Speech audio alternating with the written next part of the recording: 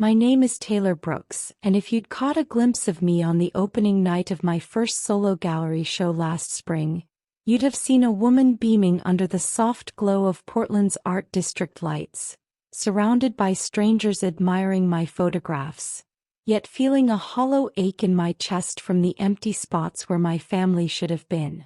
But let me pull you into that rainy April evening at a small gallery on Alberta Street. The air thick with the scent of fresh coffee from the nearby roastery and the murmur of art lovers. The night my parents and sister chose a spontaneous road trip over my long-awaited triumph.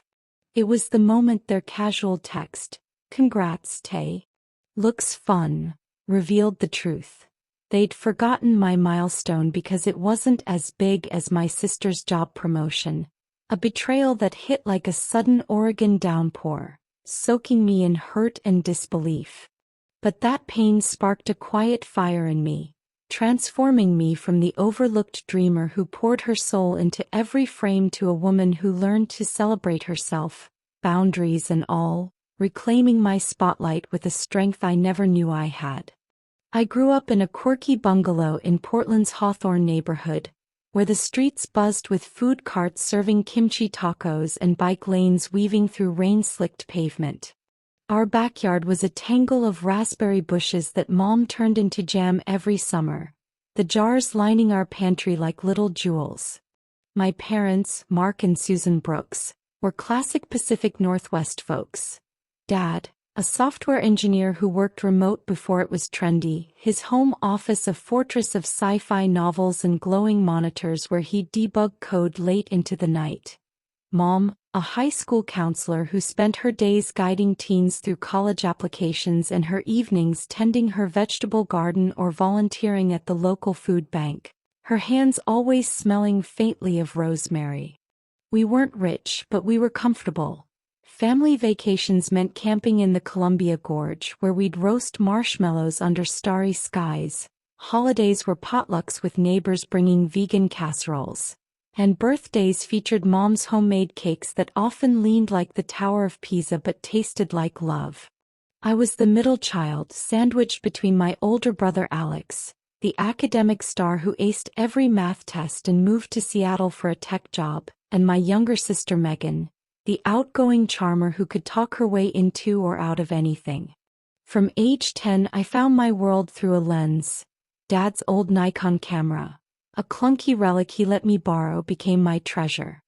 I'd wander our neighborhood snapping photos of rain-slicked sidewalks, foggy forests on school trips, or candid family moments like Mom laughing over burnt toast or Megan mid-dance in her soccer uniform.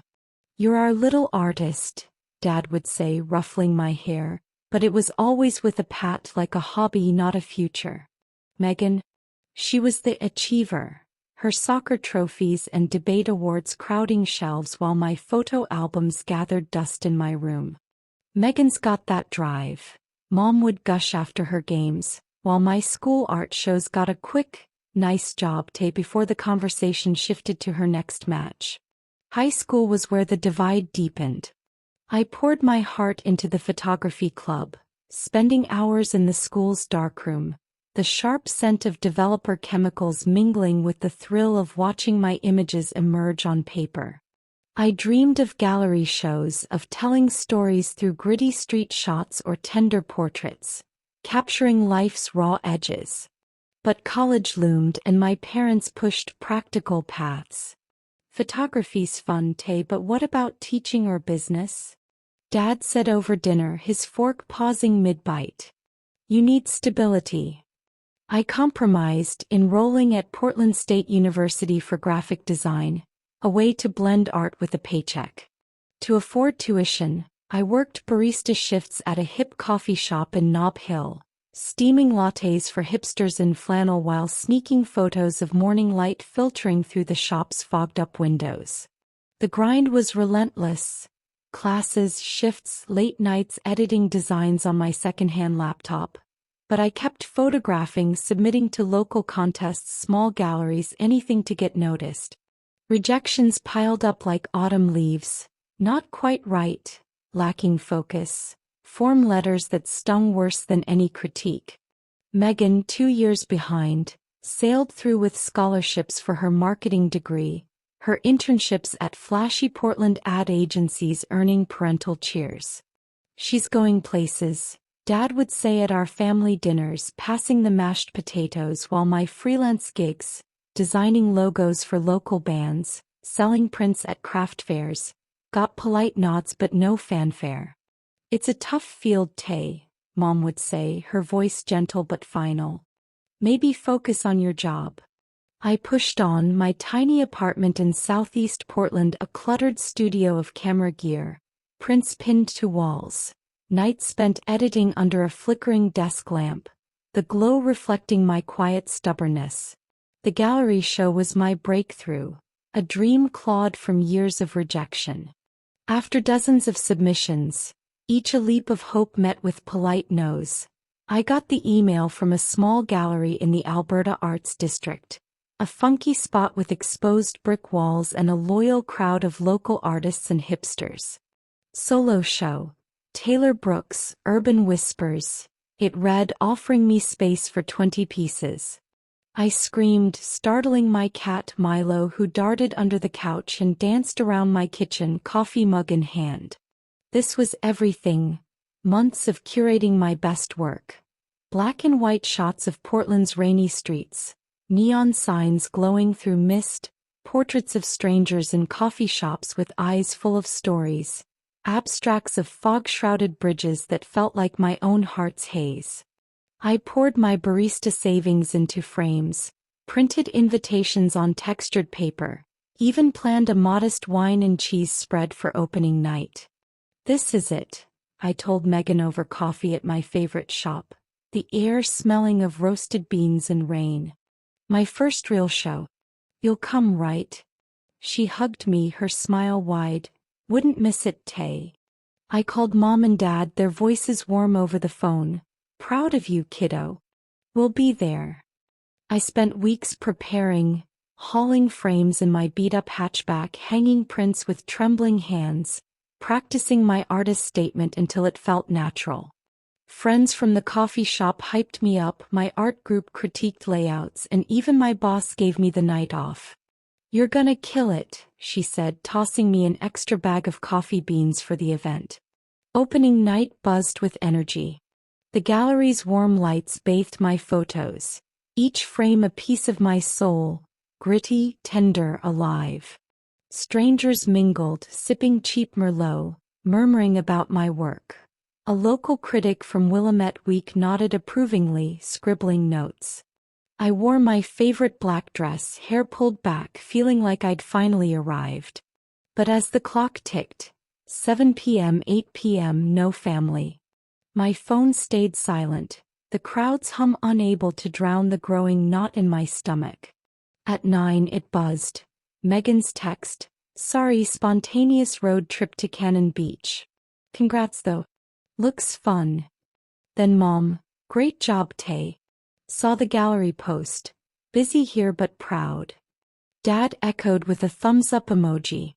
I checked Instagram. There they were, Megan's story showing them all at the beach. Waves crashing, fish and chips, Mom laughing in a windbreaker, captioned family getaway. The surprise hit like cold rain. They'd known for months, had RSVP'd yes, yet chose a last-minute trip.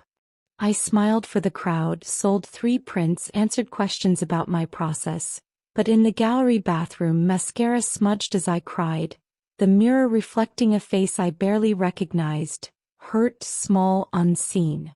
I drove home through Portland's drizzle, Milo curling up beside me as I sat on my couch, staring at my photos on my phone, questioning every effort. Was my dream too small for them? The betrayal crystallized the next day when I called Mom, voice shaking. Why didn't you come? She sighed. We forgot, Tay. It wasn't as big as Megan's promotion to marketing manager. We celebrated that at the coast. Dad chimed in. It's just a gallery thing, you'll have more. Just a gallery thing? This was my Everest. Climbed through years of rejections, self-doubt, late nights balancing coffee shifts and editing. The surprise deepened. Megan's spontaneous trip wasn't random. Parents had funded it, their post showing a cozy Airbnb with ocean views, while I'd scraped savings for frames and cheese platters. I sat in my apartment, Milo purring beside me, scrolling through old emails. Rejection letters from galleries, feedback from contests I didn't win, years of not yet, I'd pushed through alone. Family had never shown up. Not for my high school art shows where I'd won a small ribbon, not for my college showcases, where professors praised my eye but parents were busy. Megan's got real goals, Dad had said years ago, not meaning to hurt, but it did, a quiet cut that bled over time. I talked to my friend Lila, a painter from my art group, over coffee the next day, the shop's windows fogged with spring rain. "They don't get to dim you," she said, her voice fierce. "Show them what they missed." Her words lit a spark. Resentment was heavy, but resolve was lighter, a path forward. I channeled the hurt into action, spending a rainy weekend curating a raw Instagram series. I posted unedited behind the scenes of my journey. Photos of my cluttered desk with rejection letters piled high, me editing at 2 a.m. with coffee stains on my hoodie, hauling frames in my hatchback through pouring rain, my hands smudged with ink from late-night printing. I captioned them honestly, "Years of no's led to this yes. Grateful for those who see the work." I tagged family subtly, at Mom, at Dad, at Megan, "Wish you'd been here for the journey." The response was electric. Friends, strangers, local artists commented, "This is so raw, Taylor. Your family missed out." My coffee shop crew shared it, customers DM'd support, and a local art blog reposted, pushing likes into the thousands. A cousin messaged, "Didn't know you went through all this. Proud of you." The series went semi-viral in Portland's art scene, a quiet rebellion that spoke louder than any argument. I blocked my family from future event invites, texting them, "Until you show up, no more chances." I deserve better. It hurt to hit send, my heart racing, but it was freedom, cutting the cord of expectation, choosing my own validation. I leaned into my community. Barista pals who brought friends to my shows, art group buddies who helped hang prints, even my boss who gave me shifts off to shoot. They became my chosen family, planning a pop-up show with me at a brewery near the Willamette River, their support a warm contrast to my family's chill absence. Months passed, my art gaining traction. A local cafe bought 4 prints for their walls. A regional magazine featured my street shots in a spread, and I started teaching a photography workshop at a community center, mentoring teens who reminded me of my younger self. I poured energy into my work, shooting dawn markets with vendors, unpacking crates, editing with new confidence, my apartment's walls now lined with new prints instead of old doubts. The pop-up show at the brewery was electric, string lights strung across raw concrete walls, live acoustic music from a local band, my photos glowing under spotlights. Friends packed the space, strangers bought half my prints, the air buzzing with validation that felt like home. Then a surprise. Mom, Dad, and Megan showed up uninvited, standing awkwardly at the entrance, raincoats dripping. Mom's eyes were teary, clutching a bouquet of daisies. Dad shifted uncomfortably, holding a bottle of local wine. Megan fidgeted with her scarf, avoiding my gaze. "We were wrong," Mom said, voice breaking, hugging me tight as brewery chatter faded. "Your art is big. We didn't see it and we're so sorry." Dad nodded. "We got caught up in Megan's stuff, thought it was more tangible. We were wrong." Megan, quiet, admitted, "I was jealous, Tay. You're doing what you love and I'm just chasing titles." The surprise turned to healing. We talked late into the night, glasses of IPA in hand, the brewery's warmth wrapping us like a blanket. I set boundaries, no more skips or no invites. "Celebrate me like you do her." They agreed, their faces earnest, and slowly ties rebuilt. Mom framed my prints in their living room, Dad shared my posts on his Facebook, and Megan invited me to her office's art wall unveiling, where she introduced me as my sister, the artist. From the dismissed dreamer, I became the self-celebrated artist, my lens capturing not just images but my worth. I joined a co-op gallery in Northeast Portland, my photos now selling steadily, and I mentored young photographers at the community center, their eager questions fueling my purpose. I started saying no to draining shifts, carving out mornings to shoot misty forests or evenings to sip coffee with Lila, laughing over shared dreams. The satisfaction. A spotlight I control, shining brighter than any absence, my art a testament to resilience. As Maya Angelou once said, you may not control all the events that happen to you, but you can decide not to be reduced by them. In overlooked moments, shine your own light. It draws the right people closer. Thank you from a heart that's learned to celebrate itself, for listening to my story of dimmed dreams and reclaimed glow. If it inspired you, please like, share, and subscribe for more real tales of finding your spotlight. Your support lights me up. Together we illuminate the overlooked. Until next time, capture your moments.